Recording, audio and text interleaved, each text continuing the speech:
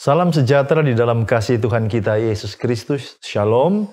Puji syukur kepada Maha Besar Tuhan oleh karena kembali lagi kita akan membuat sebuah diskusi pendalaman Alkitab berdasarkan pelajaran Sekolah Sabat. Dan telah bersama-sama dengan saya, Pendeta Edward Taliwongso, hamba Tuhan Pendeta Widodo Purwanto, dan juga Pendeta Felix Gosal. Ya. Kami sangat berterima kasih oleh karena respon yang luar biasa dari saudara-saudara yang menyaksikan tayangan ini. Dan kami boleh melihat semakin berjalannya waktu, maka semakin banyak orang yang memperoleh manfaat dari diskusi yang kami lakukan dari minggu ke minggu. Perlu kami sampaikan kepada saudara-saudara sekalian bahwa saudara akan sangat menerima manfaat dari diskusi ini apabila saudara telah membaca pelajaran Sekolah Sabat. Oleh karena diskusi ini tidaklah menghilangkan kewajiban kita secara pribadi untuk membaca Sekolah Sabat kita. Dan kami mencoba untuk menggali, melihat pelajaran Sekolah Sabat dari sudut pandang yang berbeda. Dan kami percaya apabila kita melakukan hal ini, mempelajari Sekolah Sabat kita, maka kita akan memperoleh manfaat yang lebih banyak, lebih besar dari diskusi melalui acara yang dilaksanakan dari kami di tempat ini dari minggu ke minggu. Demikianlah saudara-saudaraku, kita akan mempelajari firman Tuhan. Dan oleh karena itu mari kita tunduk kepala dan kita berdoa bersama-sama. Bapa Tuhan kami, Allah yang maha baik, Tuhan yang penuh kasih dan kemurahan, Engkau adalah Allah kami yang penuh dengan kebaikan. Engkau menyatakan rencana keselamatan yang tinggi, dalam, lebar, dan luas. Pikiran kami yang terbatas ini Tuhan, sesungguhnya tidak mampu untuk memahami kedalaman kasih-Mu. Tetapi kami bersyukur oleh karena kuasa Roh Suci memampukan kami untuk melihat betapa kasih-Mu yang luar biasa untuk keselamatan kami. Kesempatan ini, manakala kami akan merenungkan, kiranya Tuhan akan membantu. Manakala kami akan mendiskusikan, Tuhan akan memberikan inspirasi. Biarlah sahabat-sahabat Cornelius Media yang menyaksikan tayangan ini akan benar-benar memperoleh manfaat rohani yang besar ketika mereka mempelajari secara pribadi dan juga ketika mereka memperhatikan dan menyaksikan tayangan pendalaman Alkitab ini. Kami serahkan semuanya ke dalam tangan-Mu. Di dalam nama Yesus kami sudah berdoa. Amin. Amin. Baik. Sebelum kita akan melanjutkan pembahasan kita pada saat ini, kami perlu untuk membagikan kepada kita semua 6P. Apa ini 6P? 6P ini adalah panduan kepada kita semua untuk memahami lebih dalam lagi akan arah kemana kita akan berdiskusi pada saat ini. Oke, kita mulai dengan P yang pertama. P yang pertama adalah perintah. Kita sudah belajar bersama ini, perintah ini diberikan kepada orang Israel, namun mereka memberontak terhadap Tuhan. Dan kemudian Tuhan menyiapkan yang kedua, yaitu perintah yang dituliskan di dalam hati manusia. Dan yang kedua, kemudian Tuhan memberikan atau menyediakan pengorbanan. Ini adalah P yang kedua, yaitu pengorbanan. Dan pengorbanan ini ada korban yang harus dibuat. Pada zaman Perjanjian Lama, ada domba yang disiapkan untuk korban ini. Dan pada Perjanjian Baru, Yesus sendiri menjadi korban itu.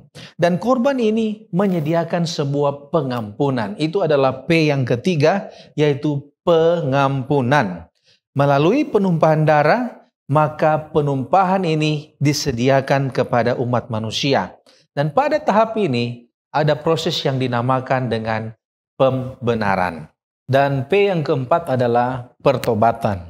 Nah, pertobatan ini adalah respon dari umat manusia ya dengan mendengar, kemudian tunduk dan berserah kepada Tuhan. Kemudian P yang kelima adalah penghakiman ya. Setelah kita melewati proses pengampunan dan pertobatan, tentu ada penghakiman setelah itu, di mana ini adalah finalisasi dari pembenaran ya, sebuah deklarasi. Dan yang keenam, P yang keenam itu adalah penyucian ya. Setelah melewati proses kehidupan di bumi dan dikuduskan, kemudian umat Allah akan dideklarasikan sebagai umat yang kudus. Baik. Terima kasih Pendeta Gosal. Kalau kita ke ayat inti yang dipilih oleh penulis pelajaran sekolah sahabat, diambil dari Ibrani pasal 10 ayatnya yang ke-14. Sebab oleh satu korban saja ia telah menyempurnakan untuk selama-lamanya mereka yang ia kuduskan. Nah, sebelum kita lihat ada beberapa poin-poin penting di sini akan kita angkat. Kita lihat dulu inti dan konteks dari Ibrani pasal 10 ini sebenarnya berbicara tentang apa. Kalau kita lihat sebenarnya Ibrani pasal 10 ini adalah sebuah komparasi atau perbandingan antara darah anak domba di dunia ini dan dibandingkan dengan darah anak domba sorgawi, yaitu pengorbanan Yesus Kristus. Di ayat 1 sampai ayatnya yang keempat dan juga ayat 11, di sana diungkapkan tentang betapa inferiornya domba duniawi ini. Lalu kemudian di 10 ayat 5 sampai 10 dan 12 sampai 18, di situ disampaikan tentang keunggulan dari anak domba surgawi itu. Lalu kemudian masuk di bagian yang kedua, di sana ada challenge, ada tantangan yang diberikan oleh penulis Ibrani, dan tantangan ini menyangkut ada 4 nasihat. Yang pertama adalah keberanian untuk mendekati takhta Tuhan. Lalu kemudian keberanian untuk menguatkan sesama umat Allah. Lalu kemudian panggilan untuk menghindari penghakiman Allah. Lalu kemudian yang keempat mengakui kasih setia Tuhan di dalam kehidupan orang percaya. Dan itulah kira-kira poin penting dari ayat 1 sampai ayat ke-39. Poinnya atau yang intinya di sini adalah ini menekankan bahwa pengorbanan Yesus itu lebih unggul dari semua korban yang pernah dipersembahkan selama berkali-kali, berulang-ulang. Pengorbanan darah Yesus sekali dan cukup untuk selama-lamanya. Itulah yang akan mempersiapkan kita untuk mengangkat tema-tema penting dari ayat inti. Nah, di ayat inti kita juga disinggung tentang satu korban saja, iya. Kita perlu menentukan atau mengetahui siapa korban dan ia yang dimaksud di dalam ayat inti kita. Kalau kita melihat konteks dekatnya, maka kita sudah tahu siapa korban itu. Sebab menurut judul sekolah sahabat saja bahwa Yesus adalah korban yang sempurna. Artinya korban yang di sini adalah Yesus Kristus itu sendiri. Sebab di ayat yang ke-12, di ayat yang ke-11 dia katakan, selanjutnya setiap imam melakukan tiap-tiap hari pelayanannya berulang-ulang untuk mempersembahkan korban yang sama sekali tidak dapat menghapuskan dosa. Tetapi Yesus mengorbankan korban satu kali untuk selamanya. Ayat 10 menjelaskan korban apa yang dimaksudkan. Dan karena kehendaknya inilah kita telah dikuduskan satu kali untuk selama-lamanya oleh persembahan tubuh Yesus Kristus. Jadi konteks dekat menjelaskan siapa si korban itu. Nah, kalau begitu siapa ia? Ia juga adalah Yesus. Sebab kalau kita melihat kata ganti ia ini, kata ganti orang yang ketiga ini di dalam konteks Ibrani pasal 10, maka kita dapati dia ini adalah Yesus Kristus itu sendiri yang telah mengorbankan dirinya sendiri untuk menjadi korban tebusan bagi dosa-dosa umat manusia. Jadi sangat jelas dari Ibrani pasal 10 siapa itu korban dan siapa ia yang dimaksud, yaitu Yesus Kristus. Oke, kemudian ayat tema kita mengatakan bahwa ia telah menyempurnakan selama-lamanya mereka yang ia kuduskan. Ya, kita akan melihat apa artinya, apa maksud dari sempurna dan selama-lamanya di sini. Nah, menurut komentari dari Advent ya, volume 7 halaman yang ke-461, di sana dikatakan bahwa ketika orang yang berdosa itu menerima dengan iman ya benefits of that one sacrifice ya, dari pengorbanan itu, he is accepted, dia diterima and being counted as perfect, dan diperhitungkan sebagai sempurna because Christ his substitute, karena Yesus ya penggantinya itu stands in his place. Jadi kita bisa melihat di sini ketika orang yang berdosa itu menerima dengan iman pengorbanan Yesus, maka dia akan diperhitungkan sebagai yang sempurna karena Yesus yang adalah penggantinya berdiri di tempatnya. Dan saya rasa ini bukan saja posisi pada saat Yesus memutuskan untuk menggantikan dia sebagai korban, sebagai yang mati, ya, mati untuk kesalahan-kesalahannya, tetapi juga dia akan berdiri pada posisinya dalam perjanjian yang baru ini dan juga dalam tahap penghakiman. Nah, kemudian kata selama-lamanya di sini, forever di sini datang dari bahasa atau dari kata eisto dianekes. Nah, arti dari kata ini bukanlah sekali diselamatkan maka kita akan selamat selamanya, atau bukan saja sekali kita diselamatkan maka kita tidak akan jatuh lagi. Kita sudah belajar Ibrani pasal 6 mengatakan bahwa walaupun orang itu sudah diselamatkan, masih bisa ada rentan untuk terjadi kemurtadan, ya. Nah, oleh karena itu yang dimaksudkan di sini, ya, penulis Ibrani sementara menekankan bahwa yang dimaksudkan dengan selama-lamanya ini adalah kelanjutan dari bagaimana efektifnya pengorbanan Yesus itu dalam diri orang yang berdosa yang telah menerima pengorbanan itu dengan iman. Ya. Lalu kemudian tema yang berikut yang kita angkat di sini adalah dikuduskan, ya. Siapa yang dia kuduskan? Apa manfaat jikalau seorang itu telah dikuduskan? Lalu kemudian bagaimana proses pengudusan itu? Nah, apa sebenarnya arti dikuduskan? Kalau kita lihat Rasul Paulus di dalam tulisannya di kitab yang lain, kitab Efesus 4 ayat 24 mengatakan, supaya kamu dibaharui di dalam roh dan pikiranmu, dan mengenakan manusia baru yang telah diciptakan menurut kehendak Allah di dalam kebenaran dan kekudusan yang sesungguhnya. Jadi mereka yang dibaharui dalam roh dan pikiran, itulah sebenarnya arti mereka yang dikuduskan. Jadi kalau kita baca di dalam Alkitab, manusia yang dibaharui, ciptaan yang baru, itu artinya adalah mereka yang sudah dikuduskan. Nah, yang menarik bahwa kekudusan itu adalah bukan once in a lifetime event, ya, bukan hanya sekali, tetapi itu sebuah proses yang harus terjadi di dalam kehidupan orang percaya. Siapa yang dikuduskan? Yang dikuduskan hanyalah mereka yang mau menerima manfaat. Ya, jadi sekali lagi keselamatan disediakan untuk semua orang, tetapi respon yang menentukan apakah kita mau menerima manfaat pengudusan itu, apakah kita mau menerima manfaat pengampunan itu bagi kehidupan kita. Lalu kemudian apa kira-kira manfaat daripada kekudusan?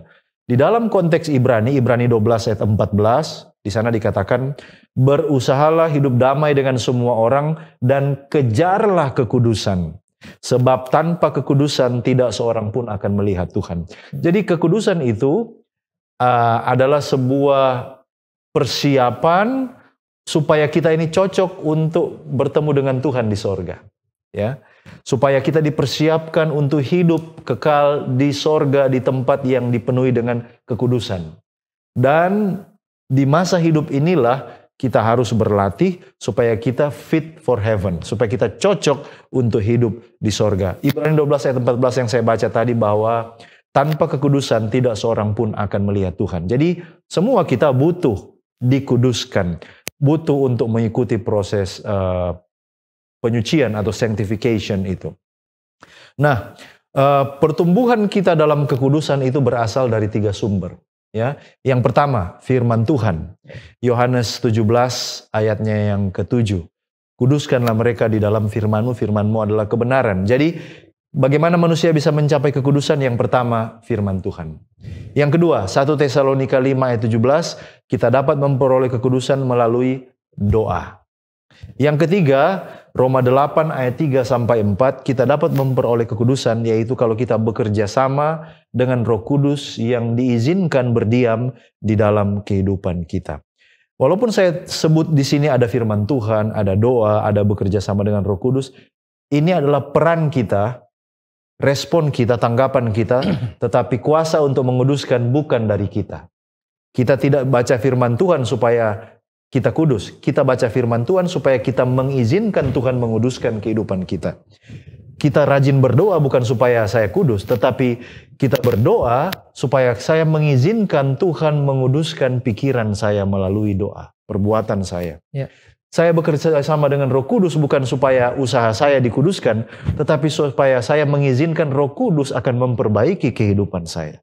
Jadi kita harus memahami hal ini tentang proses pengudusan itu secara benar, supaya jangan kita berpikir bahwa ada keselamatan oleh karena usaha kita sendiri. Tidak. Tuhan hanya menyediakan jalan, dan kalau kita ikut jalan itu, maka semua berkat pengudusan yang Dia sediakan, kita akan menemukannya. Respon kita hanyalah apa?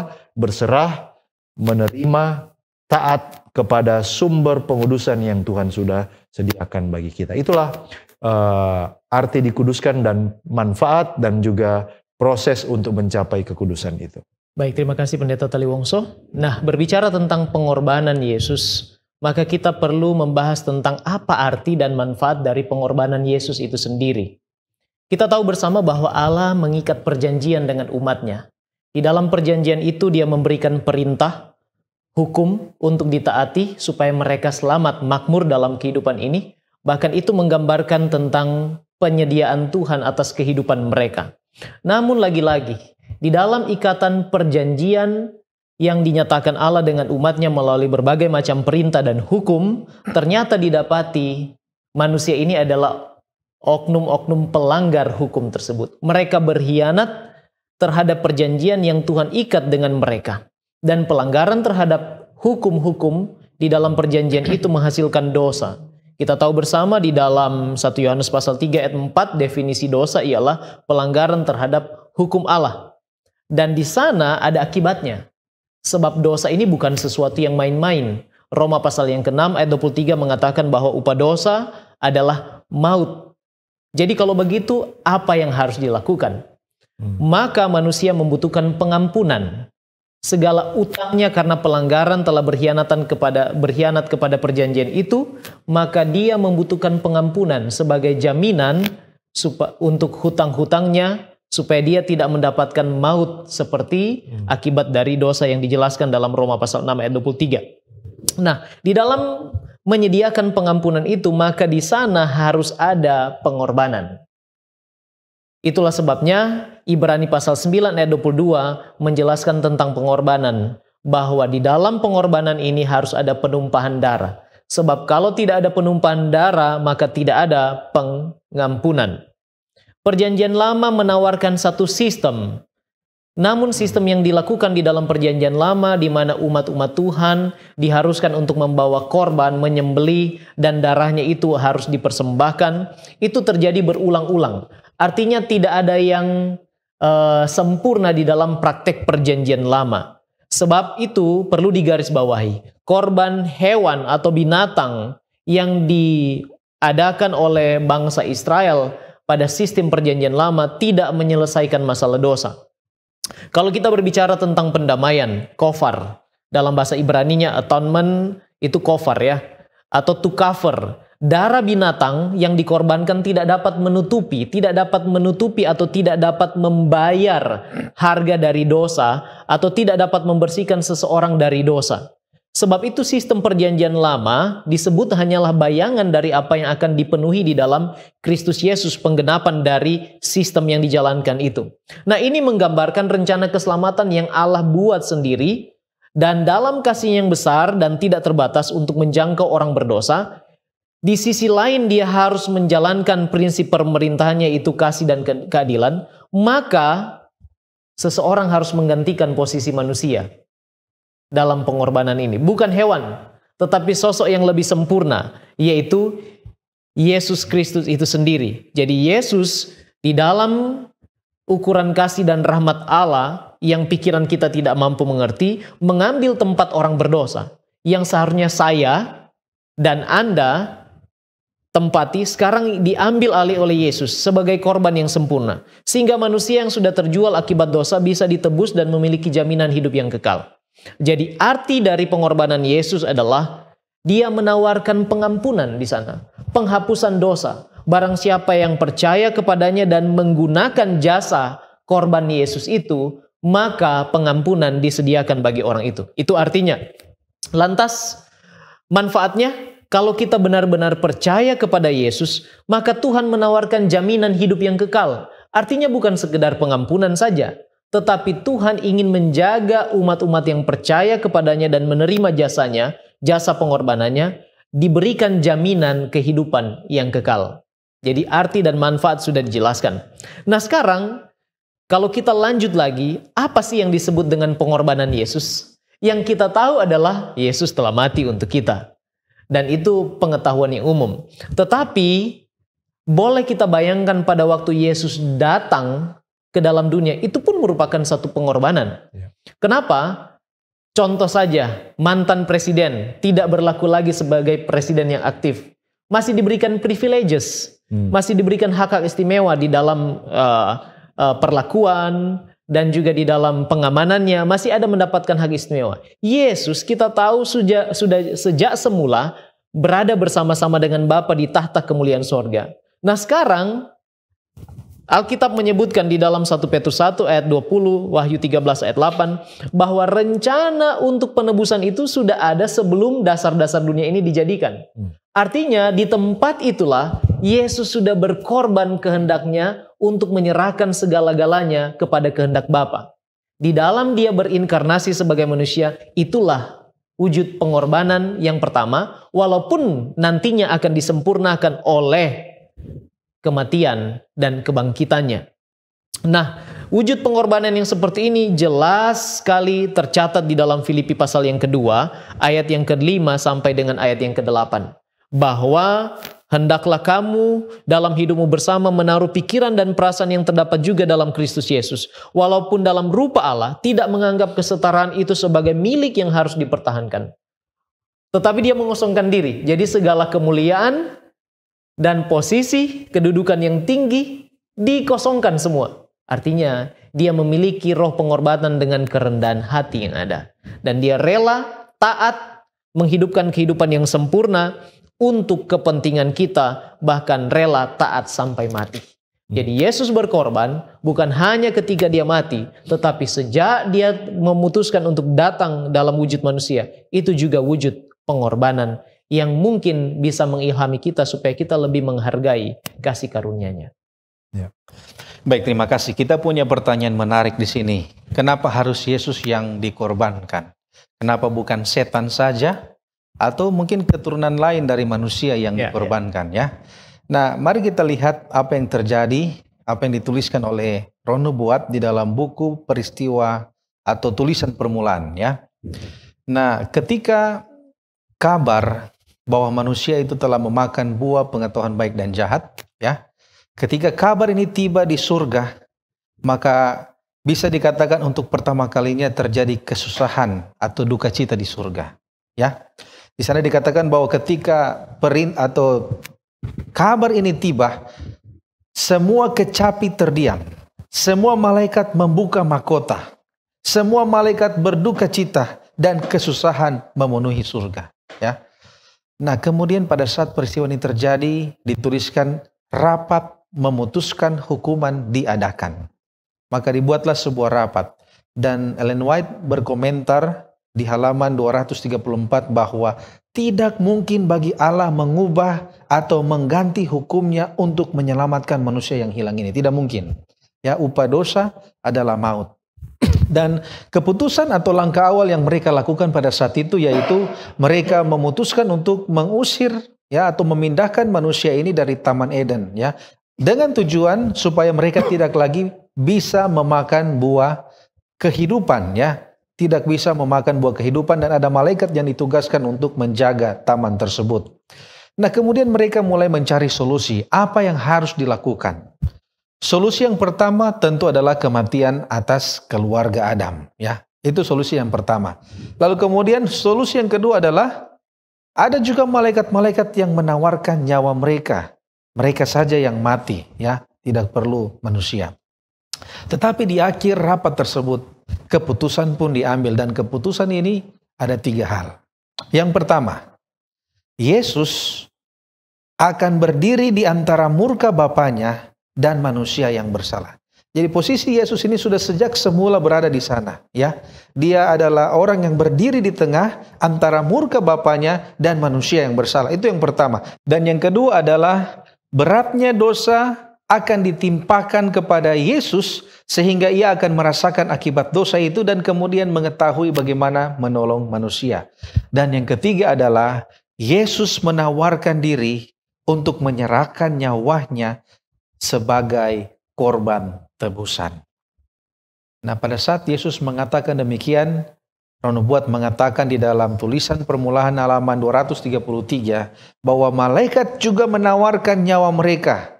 Tetapi Yesus mengatakan kepada mereka, nyawa malaikat tidak dapat membayar hutang itu. Hanya nyawanya sendiri saja yang dapat diterima.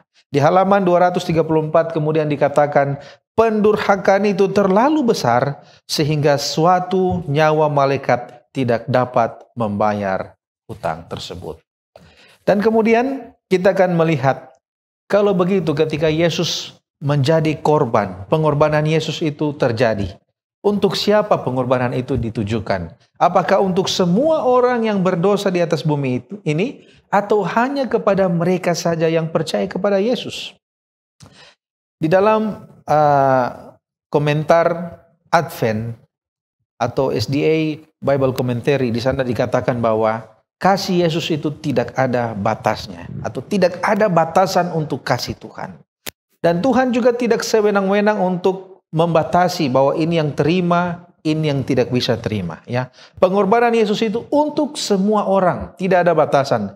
Tetapi ada syaratnya. Ya, syaratnya adalah percaya dan mau bekerja sama dengan Kristus yang akan menuntun orang itu kepada 4 hal. Yaitu yang pertama pertobatan, kemudian yang kedua meluluhkan hati yang keras, yang ketiga membawa kembali orang yang hilang, dan yang keempat menjadikan orang berdosa menjadi suci.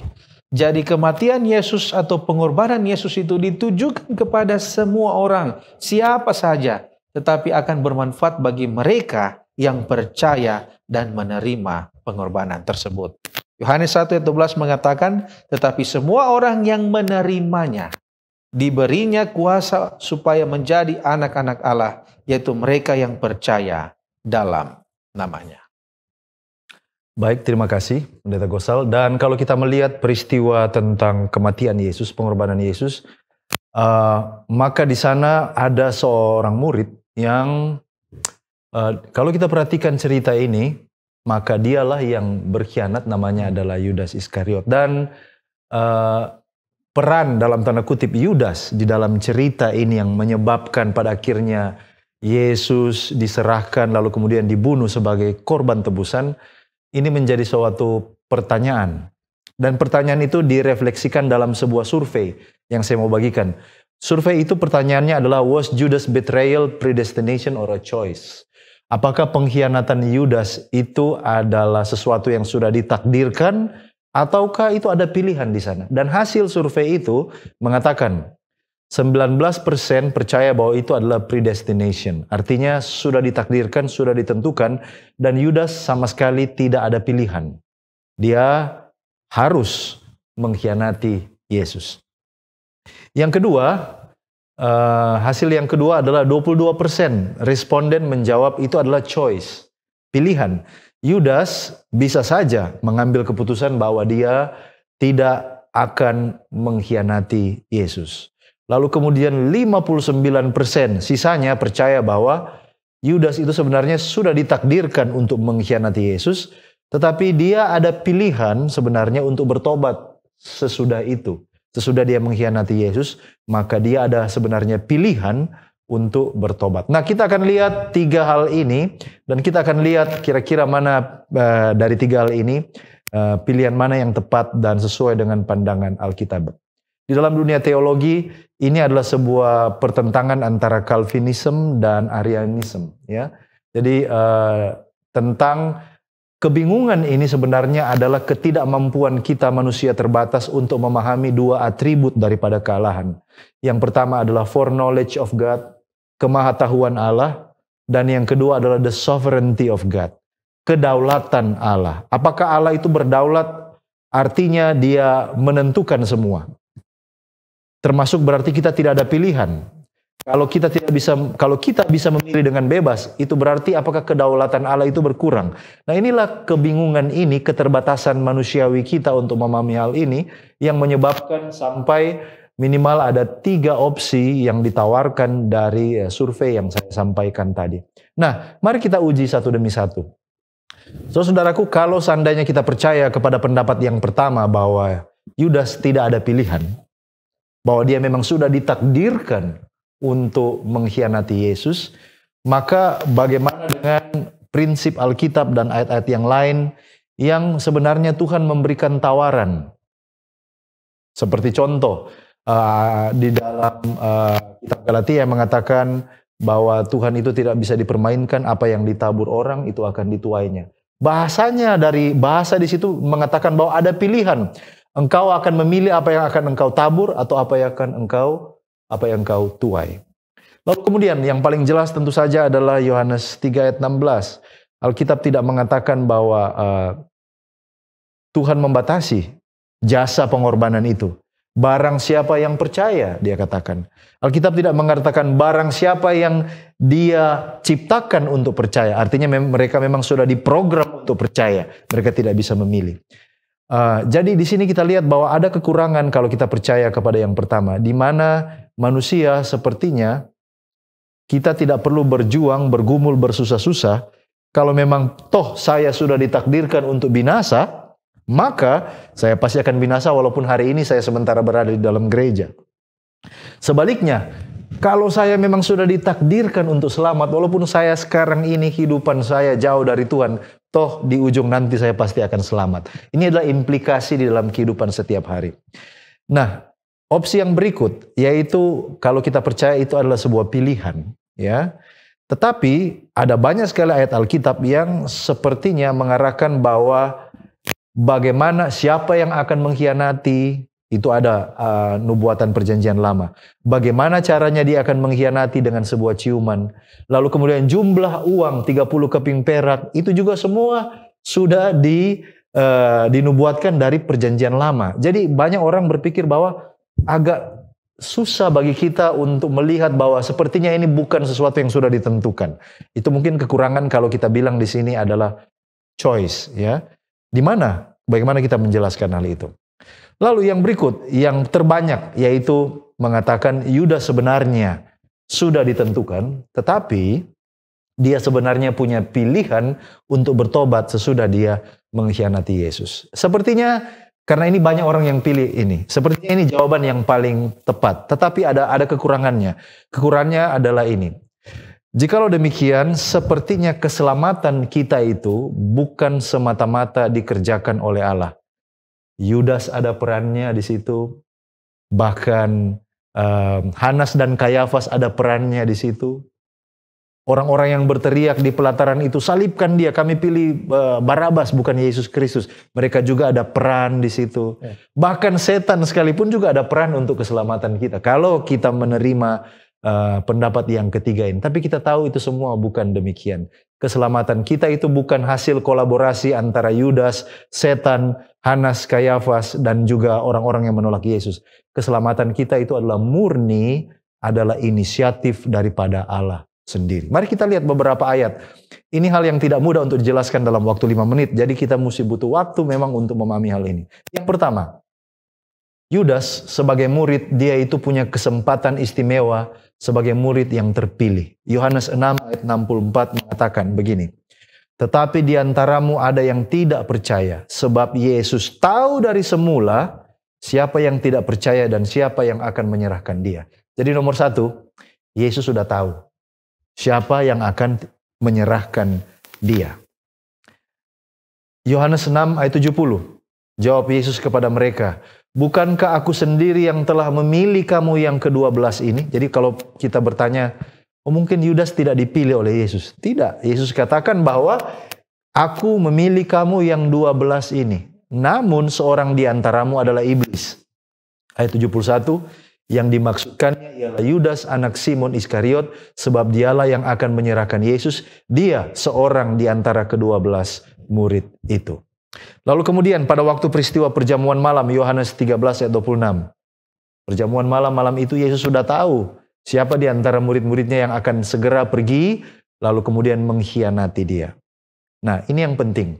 Matius 26 ayat 24. Allah mengetahui tetapi dia tidak menentukan. Kalau kita baca, Matius 26 ayat 24 mengatakan, Anak manusia memang akan pergi sesuai dengan yang ada tertulis tentang dia, bahwa dia harus mati.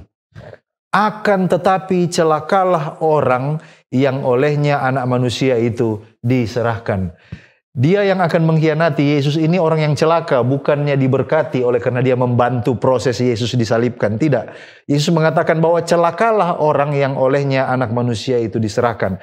Adalah lebih baik bagi orang itu sekiranya ia tidak dilahirkan. Ini bahasa yang mengatakan bahwa Yudas memang pada akhirnya gagal untuk mempertahankan keselamatan yang ada padanya. Jadi saya tidak melihat bahwa Yudas di sini sebagai co-partner yang membantu pengorbanan Yesus lewat dia menyelamatkan. Artinya Tuhan memilih Yudas, dia memperoleh kesempatan, privilege yang sama seperti murid yang lain. Tetapi yang menjadi pertanyaan adalah apakah Yudas memilih Yesus? Itu pertanyaannya. Yesus mengasihi semua murid termasuk Yudas, walaupun dia tahu Yudas akan mengkhianati dia. Yohanes 6 ayat 44 mengatakan bahwa tidak ada seorang pun yang dapat datang kepadaku jikalau ia tidak ditarik oleh Bapa yang mengutus aku. Nah, banyak orang yang menafsirkan ayat ini mengatakan bahwa kita mau diselamatkan itu ditentukan oleh Allah. Oleh karena Yesus katakan, tidak ada seorang pun yang dapat datang kepadaku kalau dia tidak ditarik oleh Bapa. Nah, kita semua termasuk Yudas juga ditarik oleh Bapa, ya. Tetapi apakah Yudas memilih untuk membalas kasih Yesus? Maksud dari Yohanes 6 ayat 44 ini adalah keselamatan itu adalah inisiatif Allah. Ini tidak berbicara tentang favoritisme yang artinya Tuhan hanya pilih beberapa orang untuk diselamatkan. Semua orang destined to be saved. Semua orang sebenarnya ditakdirkan untuk diselamatkan. Tetapi apakah orang yang sudah diselamatkan bisa memilih untuk tidak selamat? Jawabannya adalah iya. Oleh karena di dalam kasih Allah, di sana ada kuasa untuk apa? Kuasa untuk memilih. Kita diberikan kebebasan untuk mengasihi kembali Allah. Karena kalau kita diprogram untuk terpaksa mengasihi Allah, itu bukan kasih. Karena kasih itu harus keluar dengan sebuah kerelaan. Sebuah pilihan untuk mengasihi, bukan oleh karena kita sudah diprogram, pre-wired untuk membalas kasih Tuhan. Jadi itu sebabnya saya memilih jawaban bahwa sebenarnya kepada Yudas diberikan pilihan. Seringkali kita gagal memahami hal ini oleh karena keterbatasan kita sebagai manusia. Apapun yang terjadi, semua nubuatan di Perjanjian Lama adalah kesanggupan Allah untuk melihat jauh ke depan. Hanya karena dinubuatkan bahwa Tuhan melihat dia akan dikhianati oleh muridnya sendiri, bukan berarti bahwa dia yang menentukan. Dia melihat jauh ke depan, tetapi tidak berarti dia yang menentukan harus Yudas yang mengkhianati dia. Jadi itulah kira-kira untuk membantu pemahaman kita tentang di mana peran Yudas di dalam rencana keselamatan. Sama sekali tidak ada. Ya, keselamatan adalah murni inisiatif dan usaha daripada Allah untuk kita manusia. Baik pendeta, kita tahu bahwa Yesus sudah berkorban untuk kita, untuk pengampunan dosa kita. Nah, apakah pengorbanan atau pengampunan yang Yesus berikan itu untuk semua dosa? Kita harus berhati-hati juga menjawab pertanyaan ini, sebab ketika Yesus mengatakan di dalam Matius pasal 12 ayat yang ke-10, setiap orang yang mengatakan sesuatu melawan anak manusia akan diampuni. Tetapi barang siapa menghujat Roh Kudus, ia tidak akan diampuni. Jadi memang semua jenis dosa itu Tuhan bisa ampuni. Charles Spurgeon mengatakan bahwa pekerjaan pengorbanan Yesus mampu untuk menyelamatkan setiap orang. Tetapi hal itu, pekerjaan penebusan itu hanya akan efektif menyelamatkan mereka yang telah dikuduskan. Artinya, bagi orang yang percaya kepada pengorbanan Yesus itulah mereka yang akan diampuni. Jadi selanjutnya maka kita akan menentukan. Ini tergantung kepada respons kita terhadap penerimaan penawaran yang Yesus berikan. Dan ini selalu dikerjakan oleh Tuhan melalui Roh Kudus. Yohanes pasal yang ke-16 ayat yang ke-5 sampai 18 mengatakan tentang pekerjaan Roh Kudus. Pekerjaan Roh Kudus adalah untuk menyatakan Yesus Kristus dan apa yang Dia sudah kerjakan bagi kita.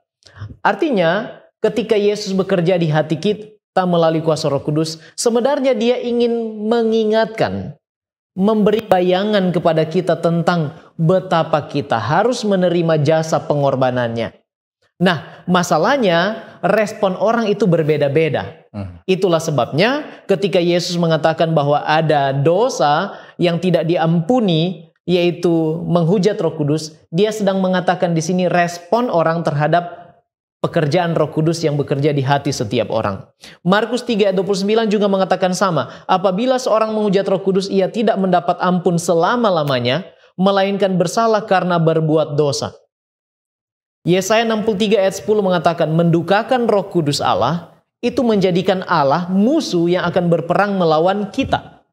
Kalau kita menghujat atau mendukakan Roh Kudus. Kenapa? Roh Kudus ini pekerjaannya adalah untuk memeteraikan kita di dalam jasa pengorbanan Yesus. Kalau kita punya iman, kepercayaan kepada Tuhan, maka Roh Kudus meyakinkan hati seseorang untuk menerima jasanya.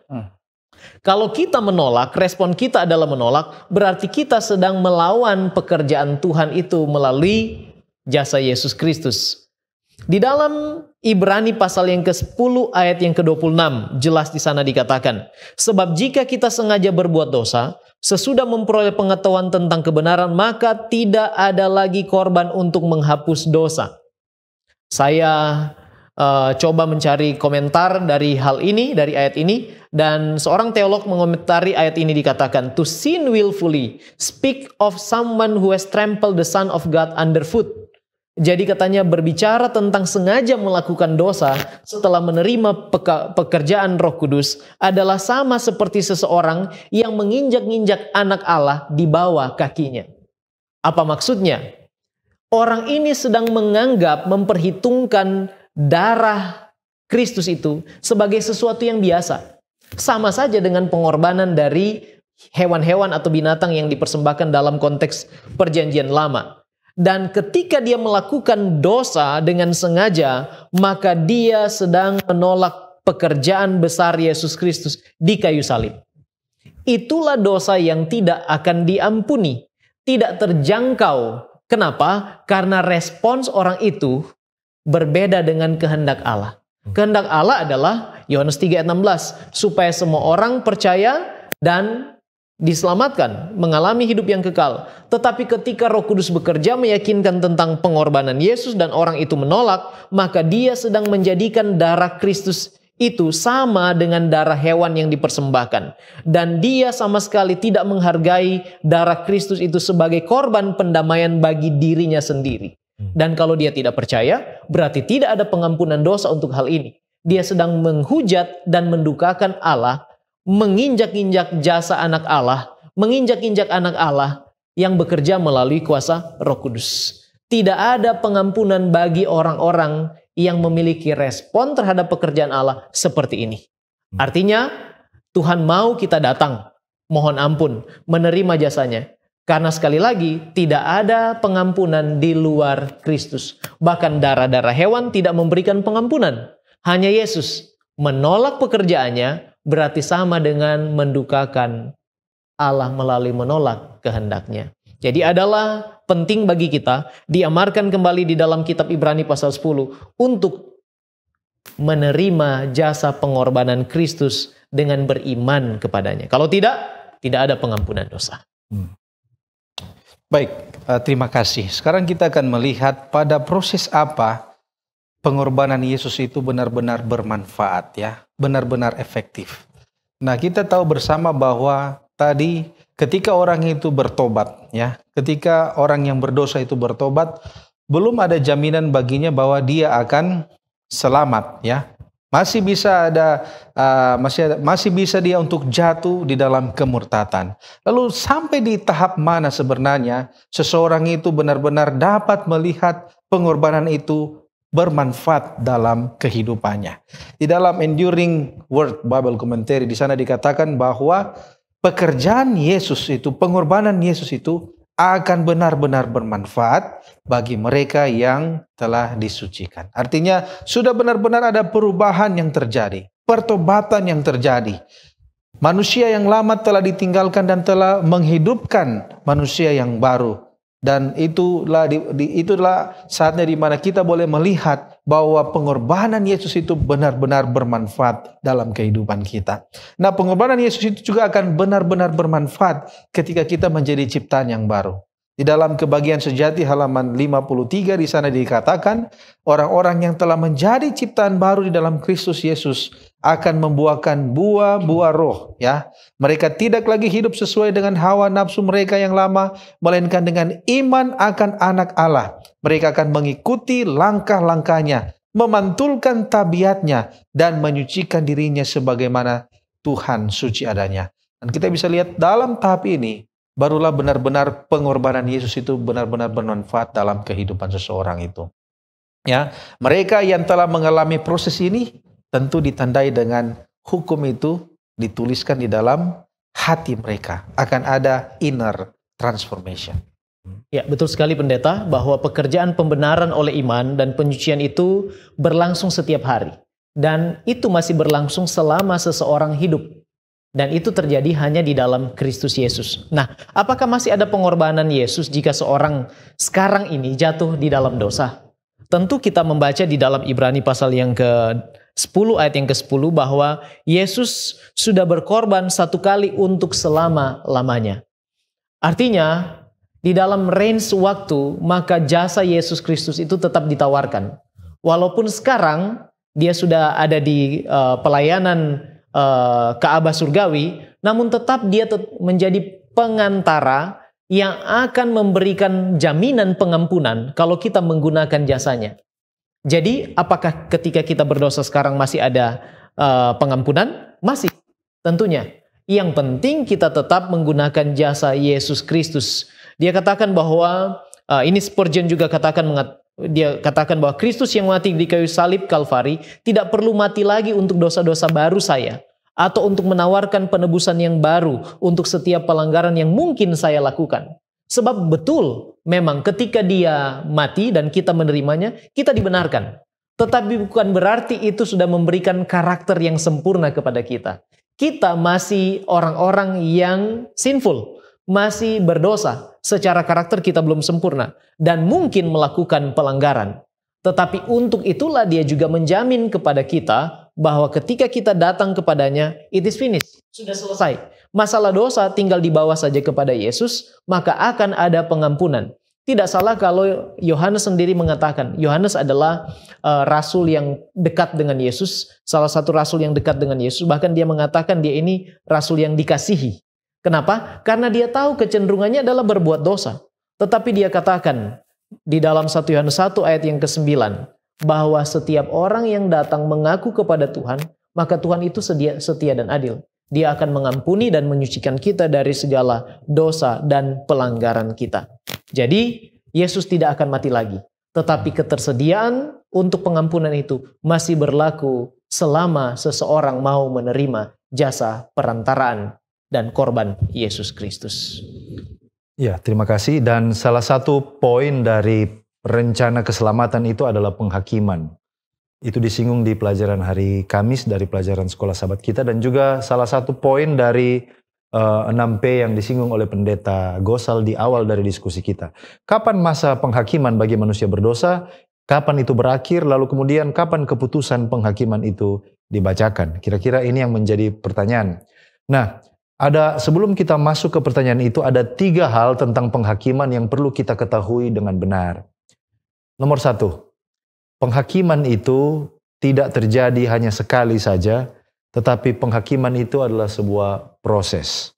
Di dalam kepercayaan kita percaya minimal ada 3 tahap penghakiman, yaitu yang disebut penghakiman pra-advent, artinya sebelum kedatangan Yesus. Lalu yang kedua adalah penghakiman milenium. Lalu yang ketiga adalah penghakiman eksekusi. Ya.